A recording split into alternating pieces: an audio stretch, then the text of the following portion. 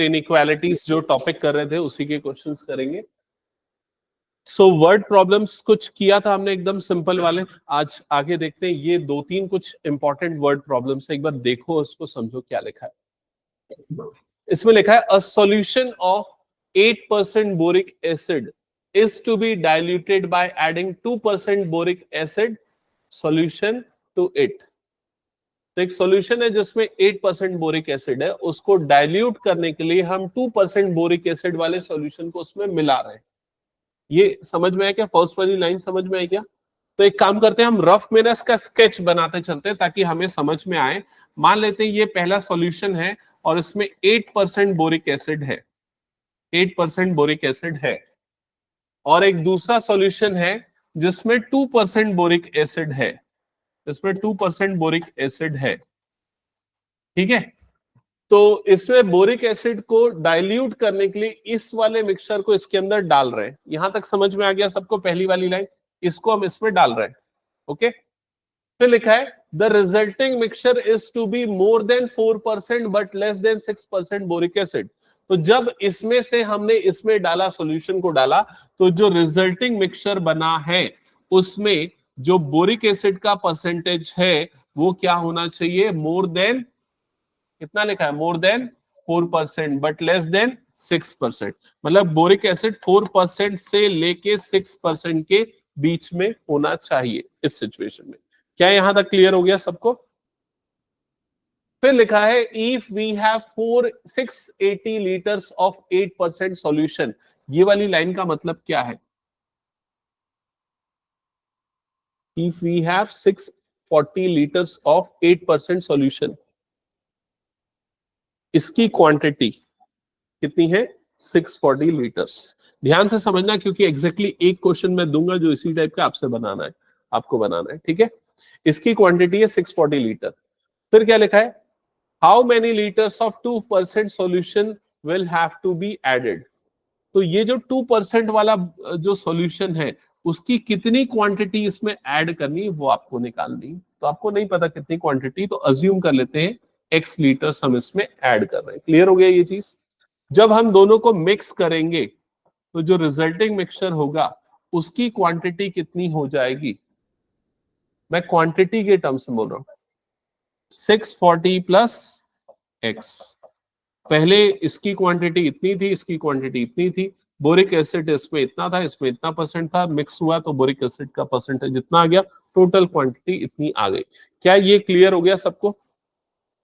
अब यहां से हमें इनइक्वालिटी बनानी है, तो इनइक्वालिटी बनाने के लिए हम बोरिक एसिड का कैलकुलेशन करेंगे कि भाई टोटल बोरिक एसिड क्या होना चाहिए?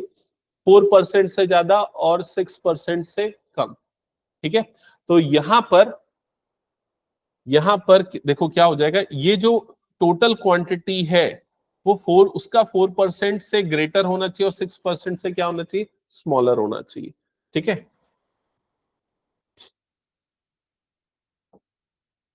तो एक्चुअल में जो बोरिक एसिड इसमें होगा वो कितना हो जाएगा? 8% of 640 plus 2% of x। Actual boric acid का कैलकुलेशन इतना होगा।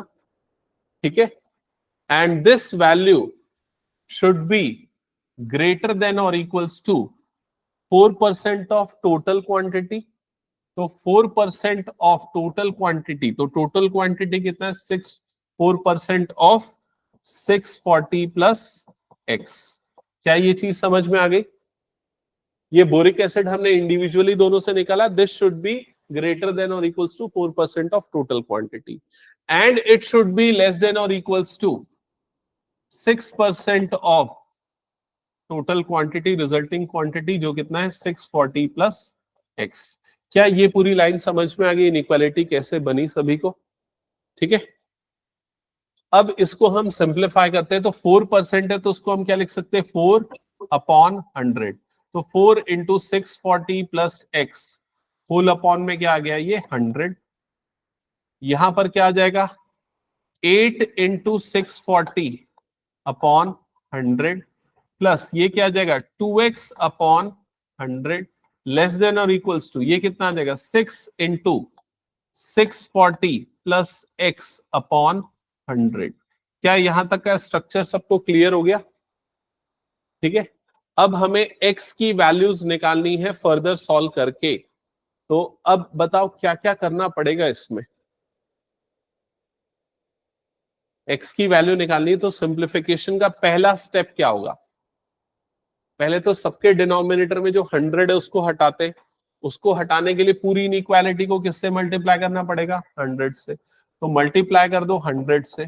100 से मल्टीप्लाई करोगे तो बताओ रिजल्टिंग एक्सप्रेशन क्या बनेगा? लिखो 4 इंटू 640 प्लस एक्स, इधर पे ये आ जाएगा 8 इंटू 640 प्लस ये हो जाएगा 2x, और इधर पे आ जाएगा 6 इंटू 640 प्लस एक्स। डिनोमिनेटर का 100 सबका गायब हो गया। ये क्लियर हो गया? अब इसको सिंप्लीफाई करके लिखते जाओ एक एक स्टेप बाय स्टेप। तो 4 जब मल्टीप्लाई होगा इन इस नंबर से क्या मिलेगा बताओ नंबर? 4 इंटू 0 0, 4 4 16 का 6, ये आ गया 1 कैरी, 4 6 24 प्लस 1 कितना हो जाएगा? 25, 256, 2560। नेक्स्ट नंबर हो जाएगा प्लस 4x लेस देन और इक्वल्स टू 8 इंटू 0 0, 8 4 32 का 2, ये आ गया 3, 8 6 48 प्लस 3 51, 5120 प्लस ये आ गया 2x। इधर 6 मल्टीप्लाई हुआ 6 0 0, 6 4 24 का 4, ये आ गया 2, 6 6 36 प्लस 2 38 प्लस यहां पर आ जाएगा 6x। चेक करो यहां तक किसी को कोई डाउट या कुछ कंफ्यूजन? क्लियर?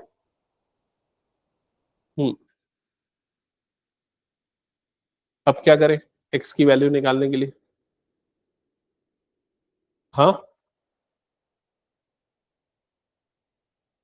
क्या 5120 से पूरी इनइक्वालिटी में माइनस करेंगे।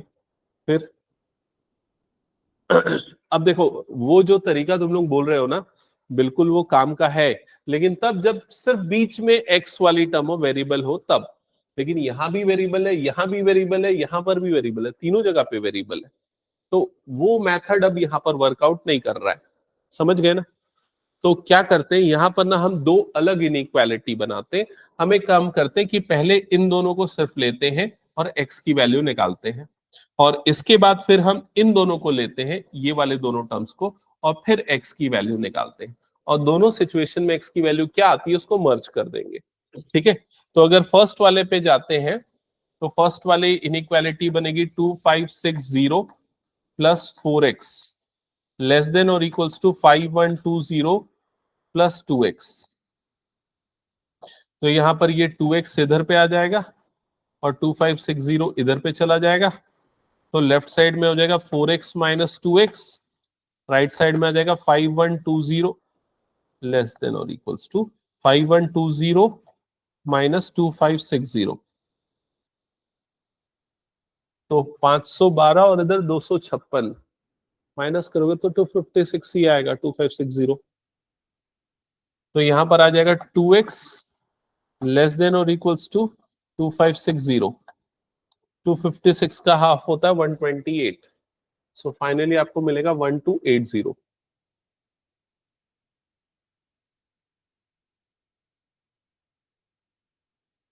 सो यहां जाएगा x लेस देन और इक्वल्स टू 1280। एक बार चेक करो यहां तक आया क्या सबका आंसर? फर्स्ट वाले पार्ट से, है ना? सेकेंड वाले पार्ट को भी सॉल्व करो और अब निकालो x की वैल्यू क्या आएगी? 320, 320, ओनली 320। ओके, चेक कर लेते हैं एक बार। सो यहां पर आ जाएगा 5120 प्लस 2x लेस देन और इक्वल्स टू 3840 प्लस 6x। तो ये 2x वाली टर्म इधर जाएगी, ये वाली टर्म इधर जाएगी। तो 5120 माइनस 3840 लेस देन और equals to 6x minus 2x। तो इधर पे आ जाएगा 4x। इन दोनों का डिफरेंस कितना आ रहा है? 1280।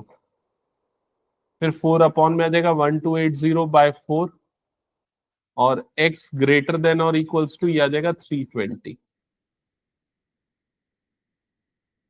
यहां तक समझ में आ गया? अब दोनों इनइक्वालिटी को हम कंबाइंड करेंगे, तो दोनों में अगर देखा जाए मिडिल में यहां पर क्या रहा है, एक्स। एक्स किससे ग्रेटर होना चाहिए, तो वो एक्स ग्रेटर देन और इक्वल टू होना चाहिए 320। किससे स्मॉलर होना चाहिए, लेस देन और इक्वल्स टू कितना होना चाहिए, 1280।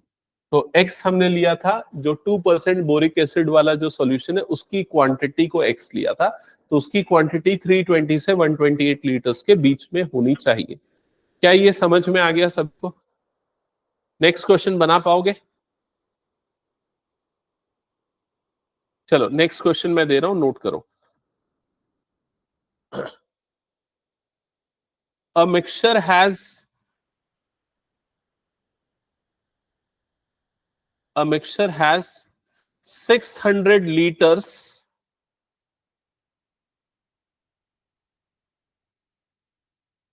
सॉरी मिक्सचर नहीं है, वो मैन्युफैक्चरर है। A manufacturer has a manufacturer has 600 liters of 12% solution of acid. 600 liters of 12% solution of acid. लिख लिया? Full stop. How many liters of how many liters of 30% acid solution 30% acid solution must be added must be added must be added so that the resulting mixture will have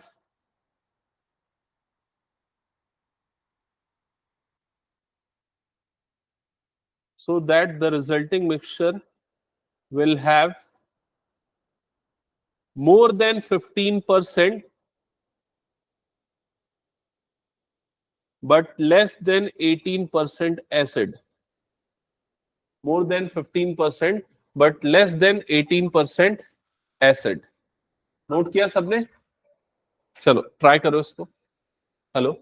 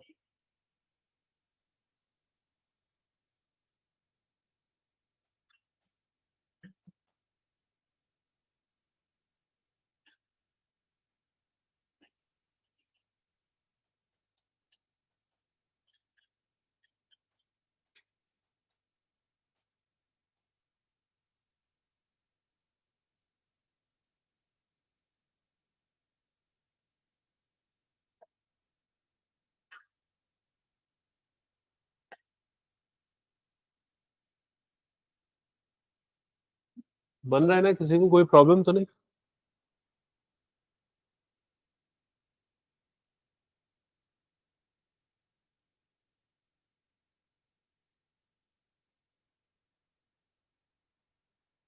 हाँ दृष्टि, कुछ confusion इसके बाद? देखो, actual में जब हमने mixture को मिक्स किया तो उसमें बोरिक एसिड की क्वांटिटी हम कैसे निकालेंगे? इसकी क्वांटिटी प्लस इसकी क्वांटिटी, एक्चुअल क्वांटिटी। तो एक्चुअल क्वांटिटी बीच में आएगी, तो 12% ऑफ 600 प्लस 30% ऑफ एक्स, ये आ गया बीच में। और ये क्वांटिटी ग्रेटर देन और इक्वल टू होनी चाहिए 15% ऑफ मिक्सचर। 15% ऑफ मिक्सचर, और मिक्सचर कितना है? 600 प्लस एक्स, और लेस देन और इक्वल टू होनी चाहिए 18% ऑफ दैट। कितना आ रहा है? हम्म ठीक है, करेक्ट है।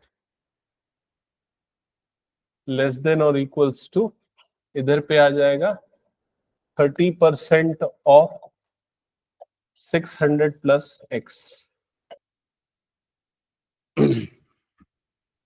ठीक है, अब मैंने ये हिंट कर दिया, इसको ट्राई करो सॉल्व करने का।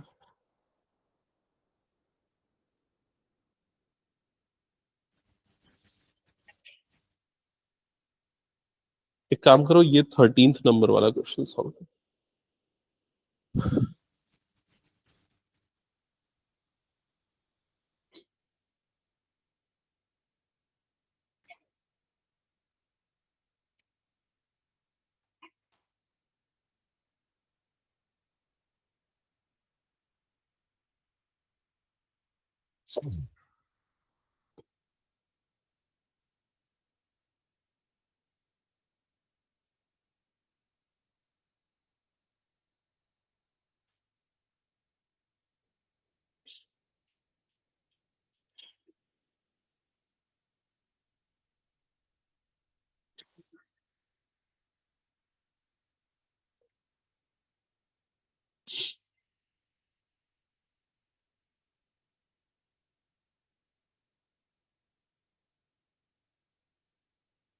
हो गया?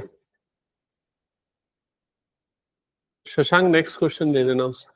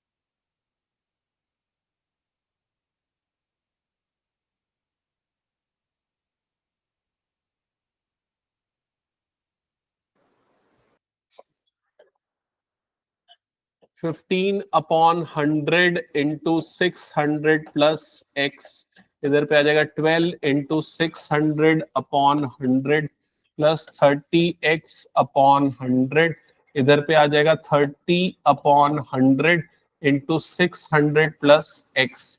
फिर उसके बाद 100 से मल्टीप्लाई कर दो पूरी इनइक्वालिटी को, सो डिनोमिनेटर का 100 हट जाएगा, you will get 15 into 600 plus x less than और equals to 12 into 600 plus 30x less than or equals to 30 into 600 plus x. Finally 15 6 90, तो ये जाएगा 9000 plus 15x less than or equals to 7200 plus 330x less than or equals to 3 6 18, 18,000 plus 30x, ये आ जाएगा। फिर first ये दोनों inequalities को consider करो, you will gate 9000 plus 15x less than और इक्वल्स टू 7200 प्लस 30x। सो ये टर्म इधर शिफ्ट होगी, ये वाली टर्म इधर शिफ्ट होगी, 9000 minus 7200 is equal to 30x minus 15x less than और equals to, so will get 15x, और इधर पे डिफरेंस कितना आ जाएगा, ये डिफरेंस आ जाएगा 1800। सो यहां पर आ जाएगा x ग्रेटर देन और इक्वल्स टू 1800 डिवाइडेड बाय 15, 15 1 जा 15, 15 2 जा 30, सो 120, x ग्रेटर देन और इक्वल्स टू 120। ठीक है, सेकेंड पार्ट को सॉल्व करने के लिए ये वाली इनइक्वालिटीज को कंसीडर करोगे, सो 7200 प्लस 30x लेस देन और इक्वल्स टू 1800 प्लस 30x। नहीं, यहाँ 30 दोनों बार 30x आ रहा है, कुछ मैंने गलत किया गया, 18 आना चाहिए ना, ये 18 आना चाहिए, ओके ये मैंने गलत किया, 18 आना चाहिए, ये 18 आना चाहिए, तो यहाँ पर 18 से मल्टीप्लाई होगा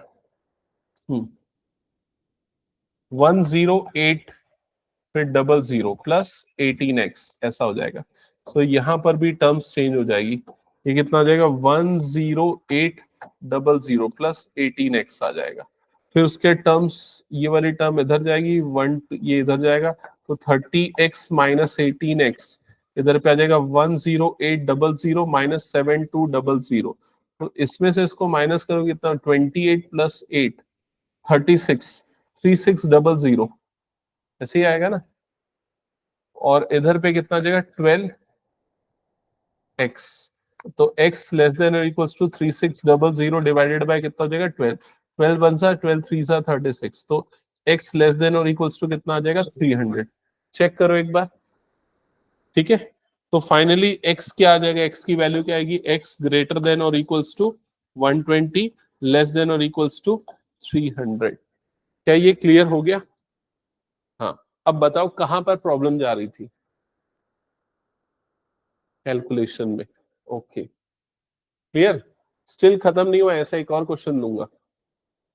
अब ये वाला क्वेश्चन सही बनाना। तुम लोगों का बना वो क्वेश्चन? नहीं बना? ओके चलो नेक्स्ट क्वेश्चन, पिछला वाला हटा दो ना, हो गया था ना, कुछ बचा है? हो गया, हाँ ये है नेक्स्ट क्वेश्चन, इसको सॉल्व करके दिखाओ। How many liters of water will have to be added to 1125 liters of 40% solution of acid so that resulting mixture contain more than 25% but less than 30% acid content? Hint करूं?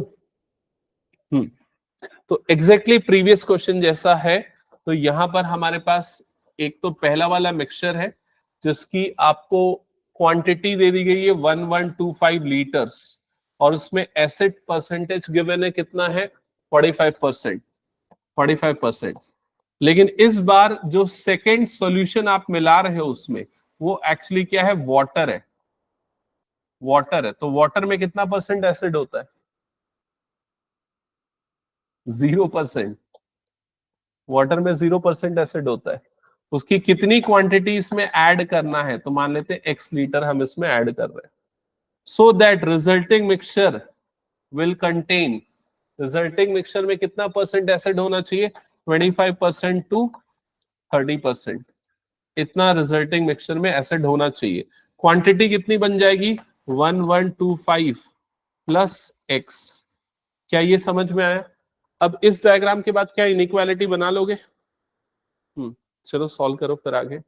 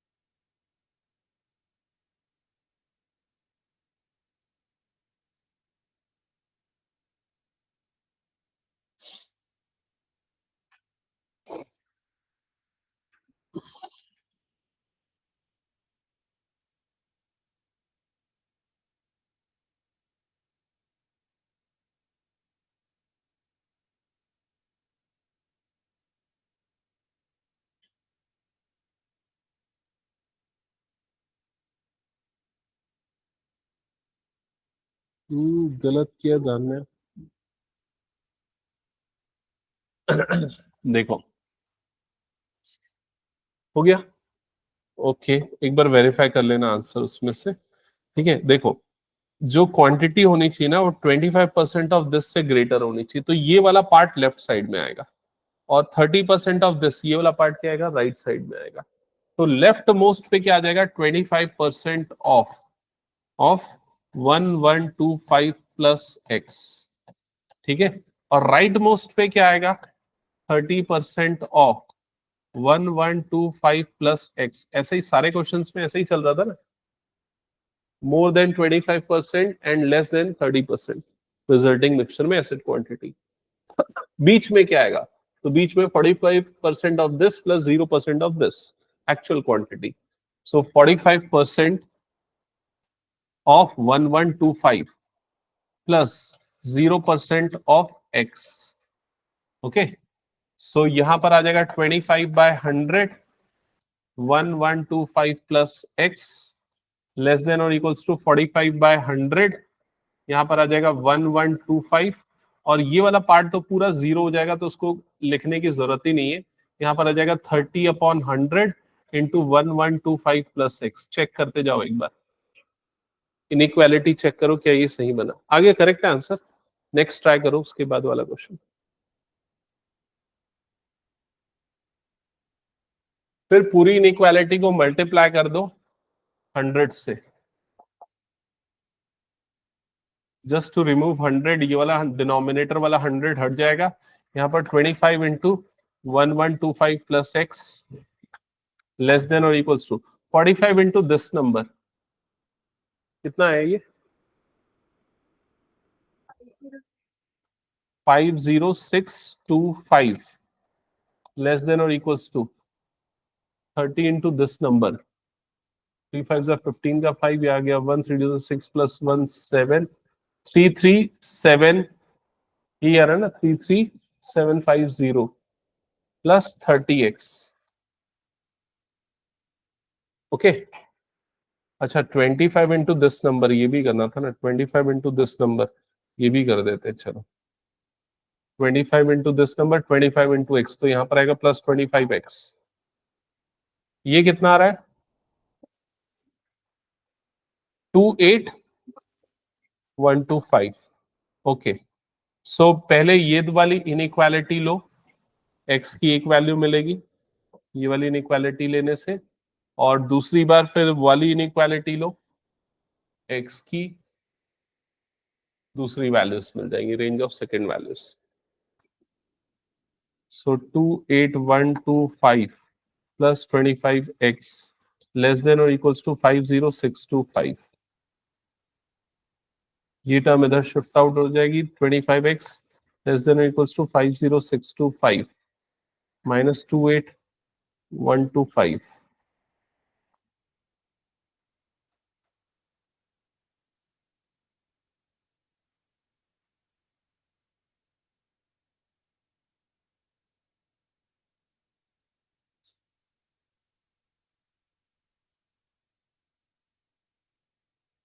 Two two 500 x less than or equals to 225 by 25. 25 9 times में कटेगा ना, 900.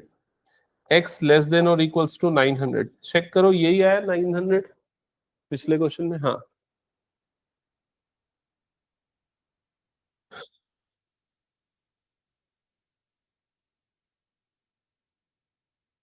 ये वाले part को solve करेंगे. 50625 less than और equals to 33750 plus 30x.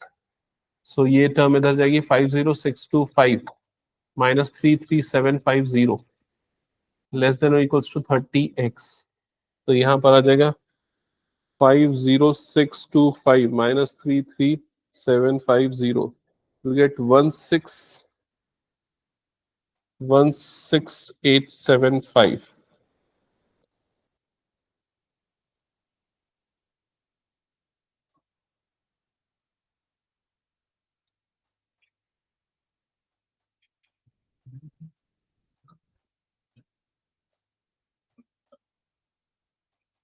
$562.5.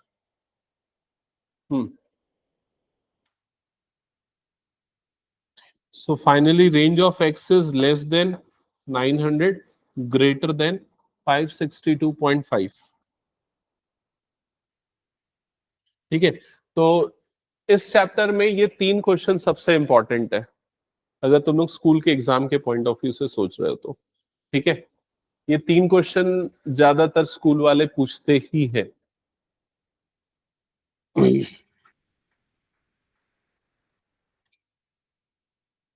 हटा दो, हो गया तो सबका ये.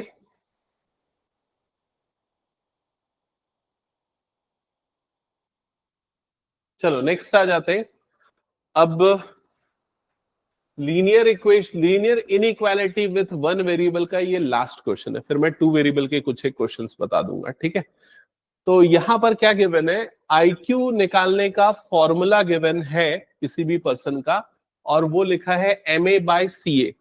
MA का मतलब है यहाँ पर मेंटल एज, CA का मतलब है क्रोनोलॉजिकल एज, मतलब एक्चुअल में जो हम एज बताते हैं. जैसे हो सकता है किसी बच्चे की एज हो 12 साल लेकिन उसका बिहेवियर हो 14 साल के जैसा, तो क्रोनोलॉजिकल एज उसकी 12 इयर्स हो गई, मेंटल एज उसकी 14 इयर्स हो गई, लाइक दैट, ऐसा कुछ.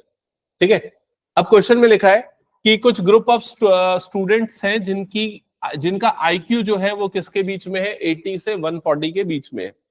ठीक है, और ये वो चिल्ड्रंस है जिनकी एज 12 इयर्स है.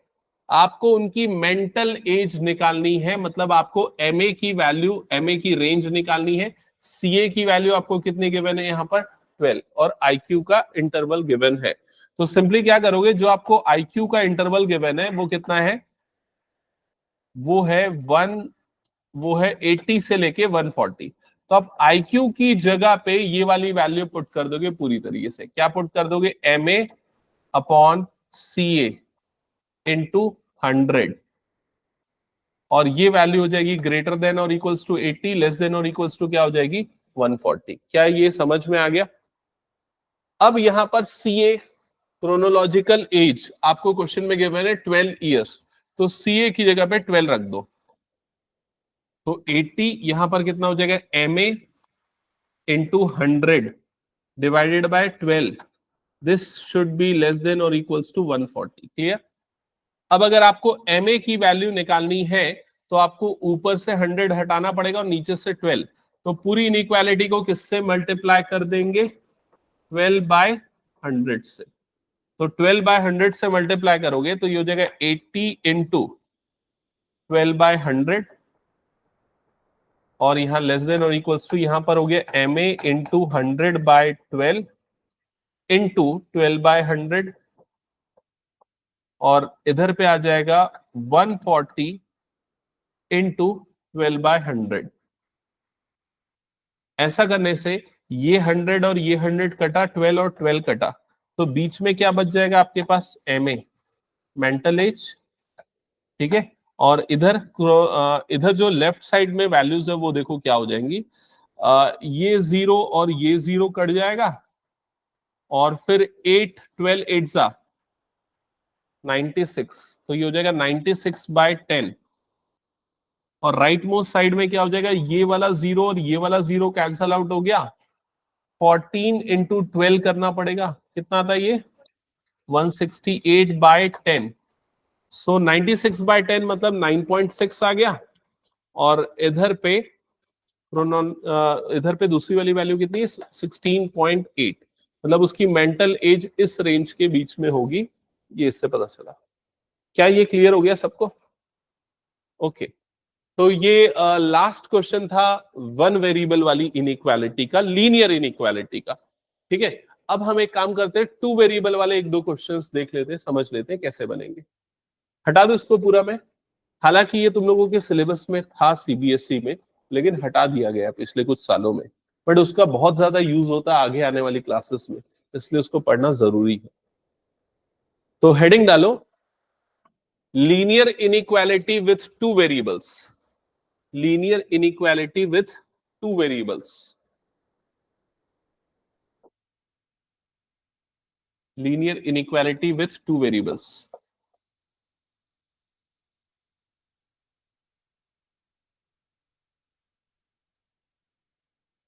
ठीक है, तो इसमें लिखना सॉल्व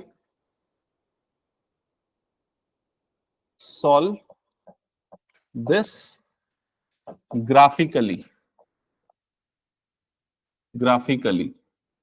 सॉल्व दिस ग्राफिकली, ठीक है। तो आपको इस इनइक्वालिटी का सॉल्यूशन निकालना है ग्राफिकली, तो इसमें ग्राफिकल मेथड ही यूज होता है, अलजेब्रिक मेथड यूज नहीं होता है, ठीक है।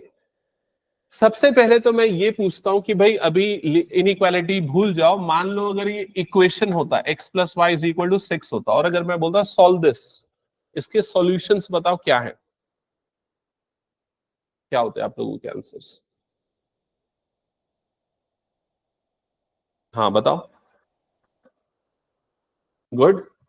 एक होता 0,6, एक क्या होता 1,5, एक क्या होता 2,4। समझ में आ रहा है कि नहीं ये चीज? ये आप 9th में पढ़ते थे। तो अगर एक इक्वेशन है तो उसमें कितने सॉल्यूशन होंगे, इनफाइनाइट सॉल्यूशन, ठीक है। तो इनफाइनाइट सॉल्यूशन होते थे, आप क्या करते थे, इसका ग्राफ बनाते थे, इसका ग्राफ कुछ ऐसा बनता था, ठीक है। ये कहां पर कट करेगा, 6,0 पे, इसको कहां पर कट करेगा, 0,6 पे। इस लाइन में आने वाले हर एक पॉइंट का जो कोऑर्डिनेट है वो इसका क्या होता था, सॉल्यूशन। और कितने सॉल्यूशन होते थे, इनफाइनाइट सॉल्यूशन। फिर जब आप 10th में आए तो आपके पास दो वेरिएबल वाले दो इक्वेशन बनने लगे, x - y = 1, ऐसी दो इक्वेशन भी बनने लगे। तब आपको फिर मल्टीपल टाइप के सॉल्यूशन मिले, या तो यूनिक सॉल्यूशन, या इनफाइनाइट सॉल्यूशन, या फिर नो सॉल्यूशन। समझ में आई ये चीज? ठीक है। तो जब मैं एक इनइक्वालिटी दे रहा हूं तो उस सिचुएशन में आपको इनफाइनाइट सॉल्यूशन मिलेंगे। अब वो इनफाइनाइट सॉल्यूशन कैसे निकालेंगे समझना। सबसे पहले तो आप इसको इक्वेशन में बदलोगे, x + y = क्या बना दोगे, 6। फिर उसका ग्राफ प्लॉट करोगे। अब जब ग्राफ प्लॉट करोगे तो अभी आपने देख लिया इसका ग्राफ कैसे प्लॉट करते हैं, वही जो 9th वाला मेथड है। एक्स एक्सिस को ये कहां पर इंटरसेप्ट करेगा, तो उसके लिए y कोऑर्डिनेट क्या डाल दो, 0। y कोऑर्डिनेट 0 तो x की वैल्यू क्या आ गई, 6। तो x एक्सिस को ये कट करेगा 6,0 पे। y एक्सिस को ये कहां पर कट करेगा, तो x की जगह 0 डाल दो तो y की वैल्यू क्या आ गई, 6। तो ये कट करेगा 0,6 पे। समझ गए? अब ये दोनों लाइन को आप ज्वाइन कर दो, तो जिससे आपको इस लाइन की इक्वेशन मिल गई, x + y = 6 की इक्वेशन मिल गई, है ना। तो इस लाइन में आने वाले सारे पॉइंट इसके सॉल्यूशन है, इस लाइन के सॉल्यूशन है, लीनियर इक्वेशन के सॉल्यूशन है। लेकिन हमें इसके सॉल्यूशन निकालना है, तो इसके जो सॉल्यूशन होंगे ना वो इस लाइन के या तो नीचे होंगे या ऊपर होंगे। समझ में आई ये चीज? अब ये नीचे होंगे या ऊपर होंगे वो कैसे डिसाइड करेंगे? तो आप मन से कोई भी एक इसका साइड चुन लो, या नीचे वाला या ऊपर वाला। सबसे अच्छा उस साइड को चुनना चाहिए जहां पर ओरिजिन आए। तो ओरिजिन कहां पर आ रहा है, नीचे की तरफ आ रहा है, यहां पर। और ओरिजिन का कोऑर्डिनेट क्या होता है, 0,0 होता है। क्लियर हो गया? मतलब x की वैल्यू भी 0 होती है और y की वैल्यू भी क्या होती है? 0। इस कोऑर्डिनेट को इस इनइक्वालिटी में पुट करो, मतलब x की जगह पे यहां पर क्या डाल दो? 0। y की जगह पे यहां पर डाल दो 0। तो क्या मिला आपको यहां पर? 0 लेस देन और इक्वल्स टू क्या मिला? 6। चेक करो क्या ये इनइक्वालिटी सही है या गलत है? सही है ना? 6 0 से बड़ा होता है ना, मतलब इसका मतलब है और 6 इज ग्रेटर देन और इक्वल टू, हम ऐसे ही रीड करते हैं ना, 6 या तो 0 से बड़ा है या उसके इक्वल है, तो बड़ा है मतलब ये ट्रू है। क्लियर हो गया ये चीज? तो ट्रू है मतलब हम क्या करेंगे, इस लाइन के नीचे वाले पूरे रीजन को क्या कर देंगे? शेड कर देंगे इस तरीके से। और शेड करने का मतलब है इस पूरे प्लेन में, इस तरफ के पूरे प्लेन में जितने भी पॉइंट आ रहे हैं, हर एक पॉइंट इस इनइक्वालिटी के क्या है? सॉल्यूशंस है। क्या ये समझ में आ गया सभी को? ठीक है। अब एक क्वेश्चन मैं दूंगा, बट थोड़ा सा एक और इंपॉर्टेंट पॉइंट याद रखना इसमें, सॉल्यूशन निकालते समय जब भी इस तरह की इनइक्वालिटी दी रहती है तो नॉर्मल लाइन बनाना है। लेकिन अगर स्ट्रिक्ट इनइक्वालिटी दे दी, मान लो ऐसा दे दिया रहता है x plus y less than 6 दे दिया रहता, तो इनइक्वालिटी बनाते समय, लाइन बनाते समय उसको डॉटेड लाइन बनाना पड़ेगा। वो डॉटेड लाइन क्या सिग्निफाई करेगी? वो ये बताएगी कि उस लाइन में आने वाले पॉइंट उसके सॉल्यूशन नहीं है, उसके डाउनवर्ड वाले। नॉर्मल लाइन है मतलब उस लाइन में जो पॉइंट आ रहा है वो भी उसका सॉल्यूशन कहलाएगा। लेकिन डॉटेड लाइन है मतलब उस लाइन में आने वाला पॉइंट उसका सॉल्यूशन नहीं है, उसके नीचे वाले सारे पॉइंट उसके सॉल्यूशन। क्लियर हो गया ये चीज? तो चलो मैं एक इनइक्वालिटी दे रहा हूं, उसका ग्राफिकल सॉल्यूशन निकाल के बताओ। इनइक्वालिटी है 2x plus 3y is equal to 10। 2x plus 3y is equal to 10। Sorry, is equal to दे दिया क्या मैंने? 2x plus 3y greater than 10, ये है 2x plus 3y greater than 10।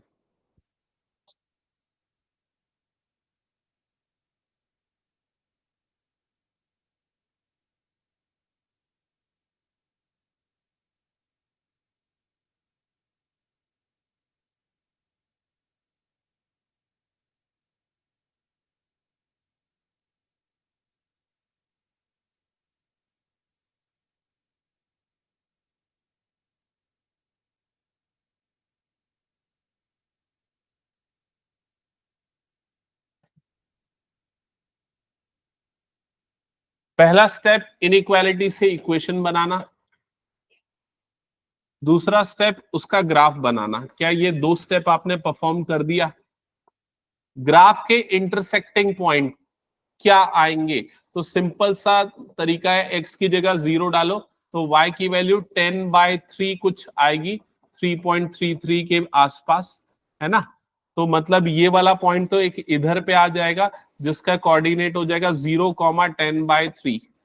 और दूसरा, अगर y की जगह 0 डाला तो x की वैल्यू कितनी आ जाएगी? 5 आ जाएगी। तो दूसरा पॉइंट का कोऑर्डिनेट आ जाएगा 5,0 जो कि यहां पर आएगा। दोनों को ज्वाइन करते हुए लाइन बना देंगे तो वो कुछ ऐसा बनेगा। चेक करो, क्या ये आपने ग्राफ बना लिया? हाँ, अब इस ग्राफ में मैंने गलती की है। क्या गलती की है? डॉटेड नहीं बनाया, तो ये लाइन जो बनेगी ये डॉटेड लाइन बनेगी क्योंकि स्ट्रिक्ट इनइक्वालिटी है। ठीक है, तो यहां पर ये लाइन ऐसी बन जाएगी। अब सबसे आखिरी और सबसे इंपॉर्टेंट काम, हमें पता है कि या तो नीचे शेड करना है या ऊपर शेड करना है। वो कैसे डिसाइड करते हैं? वो डिसाइड करने के लिए हम कोई भी एक पॉइंट सेलेक्ट कर लेते हैं प्लेन में, है ना? तो हमने मान लो ये वाला पॉइंट ले लिया। ये वाला पॉइंट कौन सा है? ओरिजिन। ओरिजिन का कोऑर्डिनेट क्या होता है? 0,0। उस पॉइंट को हमने पुट किया इनइक्वालिटी में एक्स और वाई की जगह पे। तो अगर मैं एक्स और वाई की जगह पे 0 0 रखूंगा तो क्या हो जाएगा? ये हो जाएगा 0 ग्रेटर देन 10। क्या ये ट्रू है? नहीं है। क्या 0 10 से बड़ा होता है? नहीं होता। तो हम क्या करेंगे? शेड करेंगे। कौन से साइड को शेड करेंगे? अपवर्ड रीजन को। तो ये हमारा क्या हो जाएगा? सॉल्यूशन रीजन हो जाएगा। क्या ये समझ में आ गया कैसे करते हैं? ठीक है। चलो नेक्स्ट क्वेश्चन दे रहा हूं। 3y minus 6 greater than 0। 3y minus 6 greater than और इक्वल्स टू ले लेते, ग्रेटर देन और equals to 0। Find the graphical solution for this. हाँ नहीं दिया है, कोई दिक्कत नहीं, नॉर्मल रूल फॉलो होगा। स्टेप नंबर 1, इनइक्वालिटी हटा के इक्वेशन बना दो, इक्वल टू लगा दो। स्टेप नंबर 2, उसका ग्राफ प्लॉट करो। तो ग्राफ प्लॉट करके दिखाओ। कैलकुलेशन एरर किया है क्या पलक, देखो एक बार। y इक्वल्स टू कितना लिखा है? नहीं नहीं नहीं नहीं, तुमने y इज इक्वल टू कितना लिखा है? हाँ, स्टेप नंबर 1 सबने किया होगा। 3y minus 6 is equal to 0। तो 3y इज इक्वल टू 6, तो y इज इक्वल टू 2। क्या ये बन गया सभी का, ये बताओ मुझे। हाँ, अब कितने बच्चों को y इक्वल टू 2 का ग्राफ पता है वो हाथ उठाओ, जिनको पता है वो हाथ उठाओ। ओके, हाँ गौरीशा बताओ। 0,2 यहां पर आएगा। हाँ फिर ये जो जितना भी जिसमें सिर्फ y होता है उसका ग्राफ जो बनता है वो क्या होता है? Horizontal line. मतलब ये लाइन ऐसी बनेगी। समझ में आई ये चीज? क्लियर हुआ ये? तो ये हो जाएगा y इज इक्वल्स टू 2 का ग्राफ। अगर मान लो सिर्फ x इज इक्वल टू 2 होता तो उसका ग्राफ कैसा बनता? Vertical line. क्लियर हो गया ये चीज, ये याद रखना। ठीक है, तो यहां पर सिर्फ y है, मतलब ये वाला बन गया। अब इसका सॉल्यूशन रीजन कौन सा होगा आपको ये आइडेंटिफाई करना है। तो कैसे आइडेंटिफाई करोगे? तो भाई हमने ये वाला नीचे वाला एक पॉइंट ले लिया, नीचे वाले पॉइंट का कोऑर्डिनेट क्या है? 0,0 है ना। तो यहां पर y की जगह पे 0 डाल दिया। y की जगह 0 डालूंगा तो बताओ लेफ्ट साइड में क्या मिलेगा मुझे? 0 माइनस 6 मतलब कितना हो जाएगा वो? -6 ग्रेटर देन और इक्वल्स टू 0। मतलब -6 जो है वो 0 से बड़ा होता है, ऐसा ये इनइक्वालिटी बोल रहा है। तो क्या ये ट्रू है या फॉल्स है? फॉल्स है। फॉल्स है मतलब नीचे वाला सॉल्यूशन नहीं है, तो कहां पर सॉल्यूशन है? ऊपर की तरफ। तो ये उसका सॉल्यूशन रीजन बन जाएगा। क्या ये समझ में आ गया सभी को? ठीक है, अगर समझ में आया तो मुझे ये बताओ, x ग्रेटर देन और इक्वल्स टू 0 इसका सॉल्यूशन रीजन कौन सा होगा? x ग्रेटर देन और इक्वल्स टू 0 इसका सॉल्यूशन रीजन क्या होगा?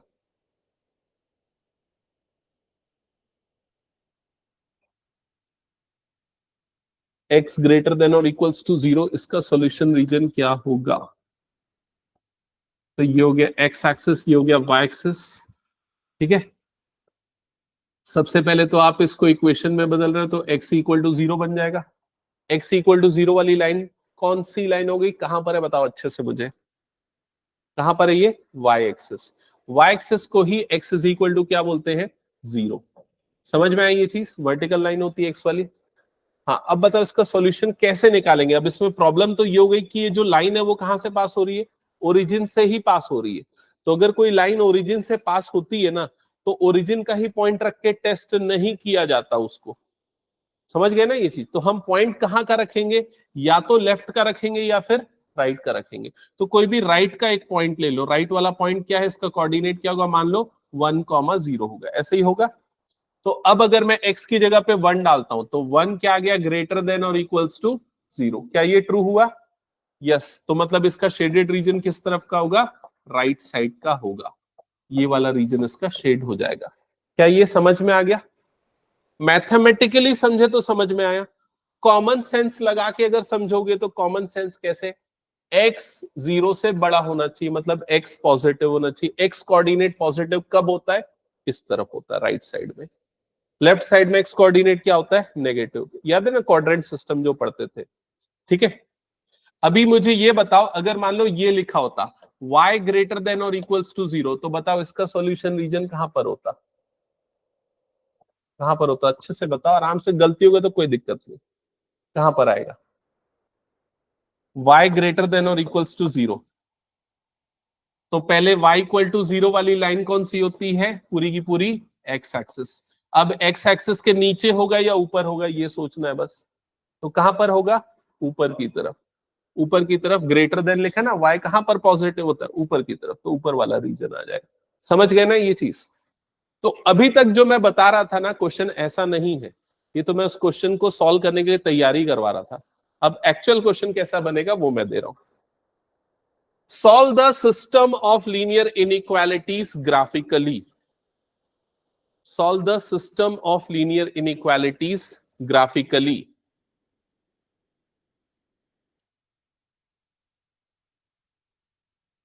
Three x plus 2y less than और equals to 18, x plus y greater than और equals to 3, x greater than और equals to 0, y greater than और इक्वल्स टू 0। हाँ, इसीलिए मैंने एक वर्ड यूज किया, सिस्टम ऑफ इनइक्वालिटीज। जब एक से ज्यादा इनइक्वालिटी होंगी तो वो सिस्टम ऑफ इनइक्वालिटीज है। इनका सॉल्यूशन निकालना है ग्राफिकली, मतलब एक एक ही ग्राफ में आपका फाइनल आंसर आएगा। समझ में आ रहा है ये चीज? तो अब आप एक एक करके सारे सॉल्यूशंस निकालना स्टार्ट करोगे। सबसे पहले आप कहां से स्टार्ट करोगे? सबसे पहले आखिरी के दो आपको एक कॉमन वो दे देगा, नॉलेज दे देगा। क्या देखा? देखो, x ग्रेटर देन और equals to 0, y greater than और इक्वल टू 0। इसका मतलब क्या हुआ? x और y दोनों क्या है? पॉजिटिव। कहां पर पॉजिटिव होते हैं x और y? कौन से क्वाड्रेंट में? चल, फर्स्ट क्वाड्रेंट। तो ये वाली चीज आपको डायरेक्टली बता दी कि भाई आपका जो सॉल्यूशन है वो कहां पर आने वाला है? फर्स्ट क्वाड्रेंट में आने वाला है। क्या ये क्लियर हो गया? तो इसको सॉल्व नहीं करना है आपको, सिर्फ इन दोनों को ही बेसिकली सॉल्व करना है। ये इसका काम इतना है कि आपको हिंट करना है कि भाई बाकी पूरा ग्राफ मत बनाओ, सिर्फ फर्स्ट क्वाड्रेंट का ही ग्राफ बनाओ। क्लियर हो गया? हाँ। अब इसका सॉल्यूशन निकालने के लिए मैंने क्या बताया? पहले इसको किस में बदलना पड़ेगा? इक्वेशन में।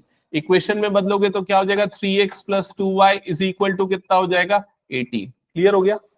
अब इसके दो पॉइंट निकालो, इंटरसेप्टिंग पॉइंट निकालो। ये पॉइंट निकाल लेते हो ना आराम से। x0 डालेंगे, x0 डालेंगे तो y की वैल्यू कितनी आ जाएगी? x0 डालेंगे तो y की वैल्यू 9। अब एक बार y0 डाल दो, y0 डालोगे तो x की वैल्यू कितनी हो जाएगी? 6। तो ये वाले पॉइंट आपको मिल गए। एक पॉइंट मिला 0,9 जो कि y एक्सिस में आएगा, दूसरा पॉइंट मिला 6,0 जो कि x एक्सिस में आएगा। यहां तक क्लियर? इन दोनों को ज्वाइन करते हुए लाइन बनाए, डॉटेड लाइन बनेगी, नॉर्मल बनेगी? नॉर्मल बनेगी, क्योंकि स्लैक इनइक्वालिटी। डॉटेड तब बनती है जब स्ट्रिक्ट होता है। ये हो गया line 3x plus 2y less than और इक्वल्स टू 18। अब इसका सॉल्यूशन बताओ, डाउनवर्ड आएगा या अपवर्ड आएगा? कैसे डिसाइड करते हैं हम? ओरिजिन का कोऑर्डिनेट लेके पुट करके देख लेते हैं। तो ओरिजिन मतलब ये ओरिजिन का कोऑर्डिनेट क्या होता है? 0,0। उसको यहां पर पुट किया इनइक्वालिटी में, x और y की जगह पे 0 0, तो ये पूरा कितना आ गया? 0। तो 0 और इधर पे है 18, 18 0 से बड़ा होता है। क्या ये ट्रू आ रहा है? यस, ट्रू आ रहा है। मतलब इसका सॉल्यूशन क्या होगा? डाउनवर्ड होगा। समझ में आया ना? डाउनवर्ड। सिर्फ एक एरो बना देता हूं, पूरा शेड नहीं करता, सिर्फ एक एरो। क्लियर? हाँ। अब इसका सॉल्यूशन निकालते हैं, इसका सॉल्यूशन।